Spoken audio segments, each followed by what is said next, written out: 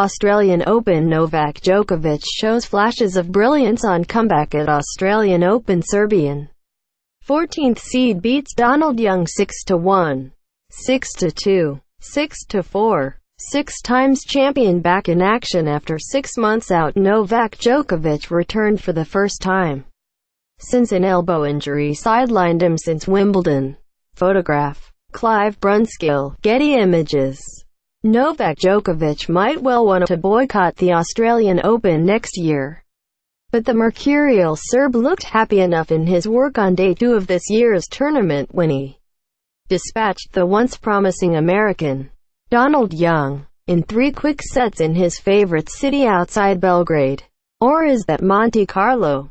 Djokovic, a 6-time winner here and a resident of the tax-free Principality, says he loves Melbourne, the tournament, and Australians, although that notion would be stretched to breaking point if anything were to come of his surprising call to his fellow professionals last Friday to withhold their labor in 2019 unless they get a bigger slice of the revenue.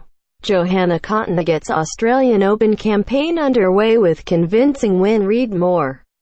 Current remuneration stands at a piddling $4 million for the winner. The tournament director, Craig Tiley, has promised to double the pot to $100 million within 6 years.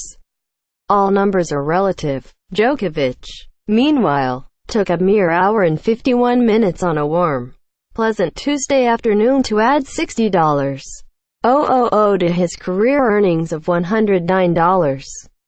805, 403, winning 6-1, 6-2. 6-4 in only his second visit to Margaret Court Arena in a total of 38 matches at the season's opening slam. There were flashes of the brilliance that has lifted him to 12 slam titles, and his chances of adding another are very much alive at the place where he has had most success. The fans want him back, responding loudly to his heart-thumping and love-cupping to the stands. Whether he engenders such love in the boardroom is another matter. It feels so great to be back here. There is no better place for me to start after 6 months of injury than here in Australia, he said courtside. I came in with the right emotion, grateful to have this opportunity. A month ago I did not know if I was ready. I started with the right intensity. I've never faced this particular situation in my career. I was absent for 1 month. Maximum. I never missed a Grand Slam. It had to come. Unfortunately, this injury has been with me for a while and it escalated last year around Roland Garros and Wimbledon. It did allow me to reflect on my life. My family are not here, and I miss them. The former world number 1 seeded 14 because of his enforced inactivity since Wimbledon did not play as if he were on overtime, racing to a 5-1 lead inside 20 minutes and serving out the first set 3 minutes later. All areas of his tennis, needed be said, were functioning so smoothly, it hardly seemed he'd been away. His reworked service action, a more perpendicular and efficient backswing, cutting through a lower ball toss to ease the strain on his troubled elbow, worked well enough as he gradually cranked it up to a respectable 122 miles per hour.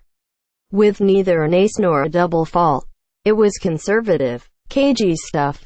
However, as his occasional mentor, Andre Agassi, observed beforehand, if the elbow holds up and he gets through 2 or 3 rounds, he'll be hard to stop.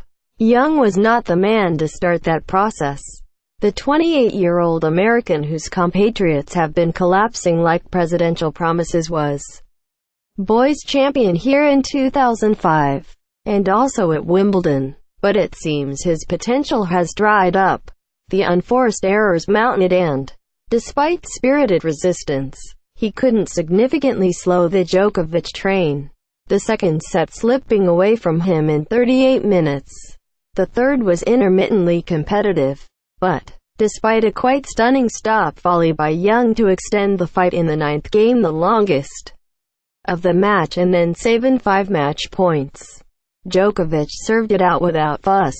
On Hisense earlier, Stan Wawrinka looked in all sorts of trouble mid-match, and trailed 0-4 in the fourth, before getting his game back to beat Ricardas Berankis 6-3, 6-4, 2-6, 7-6, 2. He next plays the gloriously named American, Tenny Sandgren, who beat the Frenchman Jeremy Chardy 6-4, 7-6, 2, 6-2 on court number 6.